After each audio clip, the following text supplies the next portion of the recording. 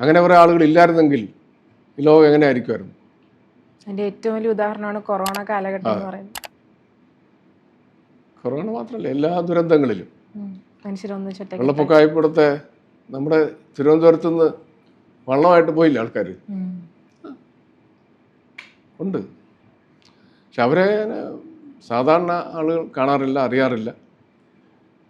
അവരിങ്ങനെ എവിടെയോ ഉണ്ട്. എല്ലാവരെയും ഹെൽപ്പ് ചെയ്ത് ഒളിഞ്ഞ് നടക്കും. ഇത് വലങ്കൈ ചെയ്യുന്ന ഇടങ്കൈ അറിയരുത് എന്ന് പറഞ്ഞ് ജീവിക്കുന്നു ഒത്തിരി പേര്. വയസ്സായ അച്ഛാ പേര് പറയരുത്, കൊടുത്തോണം, പക്ഷെ അച്ഛൻ ഞങ്ങളുടെ പേര് പറയരുത്. ആൾക്കാരിപ്പോൾ ചാരിറ്റിയെ വിറ്റ് ബിസിനസ് ആക്കാൻ നോക്കുന്ന. ചാരിറ്റി അത് ബിസിനസ് അല്ല, അതൊരു ഷോയാണിപ്പോൾ. ഷോ കാണിച്ചിട്ട് അതിൽ കൂടെ അംഗീകാരം വാങ്ങുക, സ്ഥാനമാനങ്ങളിലേക്ക് വരിക. അത് എല്ലായിടത്തും സഭയിൽ അത് ഭയങ്കരമായിട്ടുണ്ട് ഇപ്പോൾ.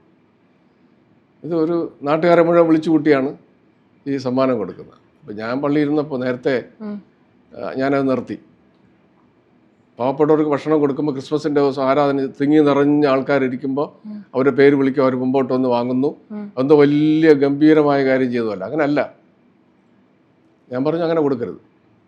ഒന്നുകിൽ വീട്ടിൽ കൊണ്ട് കൊടുക്കണം, അല്ലെങ്കിൽ ഈ ആരാധന അല്ലാത്തൊരു സമയം തലേ ദിവസം അല്ലെങ്കിൽ തലേ ആഴ്ച വിളിച്ച് അവർക്ക് സമ്മാനം കൊടുക്കണം, മതി. അങ്ങനെ ഉണ്ട്, ഇപ്പോഴും ഉണ്ട് ആൾക്കാർ.